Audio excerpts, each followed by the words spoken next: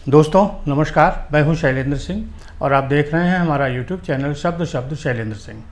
आज हमारे साथ हैं डॉक्टर लिंकी अग्रवाल, जिनका अपना लेज़र, हेयर और स्किन का एक क्लिनिक इंदिरा नगर में था और फिर दूसरा उन्होंने इंदिरा नगर में दूसरा खोला है जो स्पेशली लेज़र को लेके है। क्यों ये दूसरा क्लिनिक खोलने की ज़रूरत पड़ी और आगे डॉक्टर साहब के क्या प्लान हैं, इसके बारे में हम बात करेंगे। डॉक्टर साहब, पहले आपको बहुत बहुत शुभकामनाएं। Thank you so much Shailendra ji. और ये दूसरा क्लिनिक खोलने की क्या ज़रूरत पड़ी, कैसे चीज़ें इसमें अलग है? बिकॉज इतने सालों से एस्थेटिक्स में रहने के बाद पेशेंट्स मैंने देखा बहुत हेजिटेट करते हैं। क्लिनिक पे आते हैं, उन्हें लगता है डॉक्टर से मिलेंगे, पता नहीं क्या बात होगी, कितना हमारा खर्चा होगा। और इन सारे प्रोसीजर्स में लेज़र हेयर रिमूवल जो डायोड से हम करते हैं, ये एक बहुत ही इंपॉर्टेंट प्रोसीजर है और अब ये नीड है। अगर हम देखें तो ये एक लग्जरी प्रोसीजर नहीं है। किसी ना किसी को कुछ ऐसी हेयर से रिलेटेड कंप्लेंट्स हैं कि जो लेज़र हेयर रिमूवल से ठीक हो जाती है। तो मेरे दिमाग में था कि व्हाई नॉट डू ऐसा मॉडल होना चाहिए जैसे सैलून जैसा हो, लोग आएँ, अपनी कंप्लेंट्स बताएं और वो लेज़र से वो चीज़ ठीक हो जाए। तो लेज़र हेयर रिमूवल में कोई काउंसलिंग की ज़रूरत नहीं थी क्योंकि एक बहुत सेफ प्रोसीजर है, डॉक्टर की भी ज़रूरत नहीं है। तो हमने इस सेंटर पे एक बिल्कुल फ्री कंसल्टेशन वाला है। आप आइए, कैटलॉग रहता है कि किस एरिया का हेयर रिमूव कराना है, चार्जेस देखिए एंड गो फॉर इट। और जो लेज़र है हमारे पास वो AI इक्विप्ड है, वो बॉडी जेंडर के हिसाब से, बॉडी एरिया के हिसाब से खुद वेवलेंथ डिसाइड करता है। अच्छा। तो ये इंटायरली सेफ प्रोसीजर है। तो मेरा जो विजन है वो ये है कि इस तरह के जैसे सैलून्स होते हैं हर जगह, तो मल्टीपल सेंटर्स हो जहाँ पे सिर्फ परमानेंट हेयर रिमूवल पे काम हो, तो स्किन की काफ़ी डिजीजेस ठीक हो सकती है। आजकल जो लोग आते हैं वो किन किन बॉडी में किन किन एरियाज के हेयर रिमूवल के लिए आते हैं? आजकल तो देखिए फुल बॉडी हेयर रिमूवल पे आते हैं, फुल बॉडी हेयर रिमूवल पे काम होता है। तो ऐसा कुछ रहा नहीं है क्योंकि we are into luxury procedures, तो ऐसा कुछ नहीं है। अच्छा, जो हेयर अगर रहते हैं बॉडी में, उनकी क्या समस्याएं कि होती, कुछ बीमारियां बढ़ती हैं? देखिए एक्चुअली अब हम बहुत ही ज़्यादा कंडीशन एनवायरनमेंट में रहते हैं, ACs चल रहे हैं, पंखे चल रहे हैं, तो बालों की ज़रूरत ही नहीं होती। तो उस वजह से ऊपर की स्किन थिक हो जाती है और बाल ठीक से ग्रो ही नहीं कर पाते, ना पसीना उतना काम ही नहीं होता कि स्वेट करे आदमी।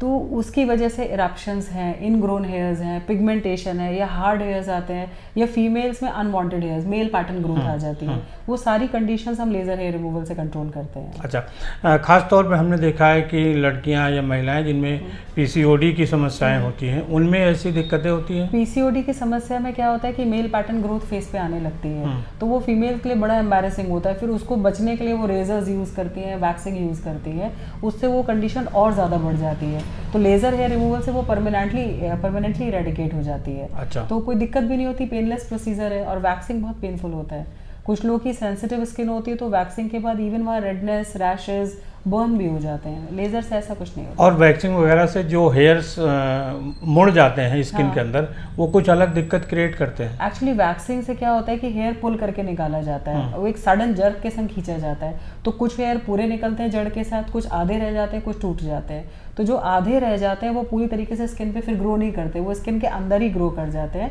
और स्किन के ऊपर एक छोटा सा बम्प जैसा दिखता है, दाने जैसा। तो लोगों को लगता है हमारे दाने निकल रहे हैं, बट वो बेसिकली दाने नहीं होते, वो इनग्रोन हेयर्स होते हैं जो इरप्शंस की फॉर्म में दिखते हैं, जो रेजर या वैक्सिंग यूज करने से होता है। तो हम क्या करते हैं कि उस पर जब हम लेज़र से फायर करते हैं तो लेज़र स्किन पे काम नहीं करता है, लेज़र जाके करता है उस रूट पे फायर। अच्छा। तो जो इनग्रोन हेयर भी है अगर अंदर, तो उसकी जड़ पे फायर करता है, हेयर इज डेड, तो आपका जो स्किन का जो बम्प निकला है वो ठीक हो जाता है। तो स्किन कंडीशंस बहुत इंप्रूव करती हैं।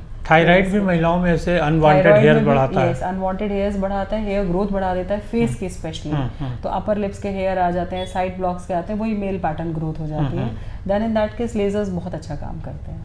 इसके अलावा प्रेगनेंसी पीरियड में देखा है कुछ ऐसे अनवांटेड हेयर आते हैं? प्रेगनेंसी में हम लेजर नहीं करते हैं। अच्छा। क्योंकि प्रेगनेंसी में कोई भी इस तरह का प्रोसीजर, आफ्टर प्रेगनेंसी जो पोस्ट प्रेगनेंसी जो होता है, जो भी हेयर ग्रोथ होती है, डिलीवरी के बाद जो दिक्कतें होती हैं, वो सारी हम लेजर से ठीक कर सकते हैं। अच्छा, आप जो लेजर से करती हैं वो क्या पेनफुल होता है? नहीं, इट इज पेनलेस। और जो थोड़ा बहुत लेज़र की हीट होती है, तो हमारे पास डायोड लेज़र होता है, उसके पीछे -5 डिग्री के कूल टिप चलती रहती है। तो एहसास ही नहीं होता कि हमने फायर किया, वो बस एक कूल टिप का फॉर्मेशन आपको फील होता है। ये जो आपने नया क्लिनिक खोला है, ये स्पेशली लेज़र को लेके ही है? ये एक हमने इसका जो हमारी टैगलाइन है कि why razors when we have lasers, कि आपको क्यों करना है वैक्सिंग, क्यों रेजर करना है, जब लेज़र से एक बार करा के ख़त्म करिए उसको।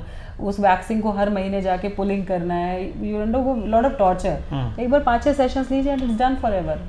अच्छा, और कॉस्टिंग में अगर आप ओवरऑल इवेलुएट करेंगे तो जो वैक्सिंग के चार्जेस अगर आप हर महीने जो देते हैं और लेज़र के आप अगर 4-5 सेशंस के देखेंगे तो आप देखेंगे it is very very economic. तो इस तरीके से लेज़र की ज़रूरत है और रेज़र की ज़रूरत नहीं है। एग्जैक्टली। थैंक यू डॉक्टर साहब।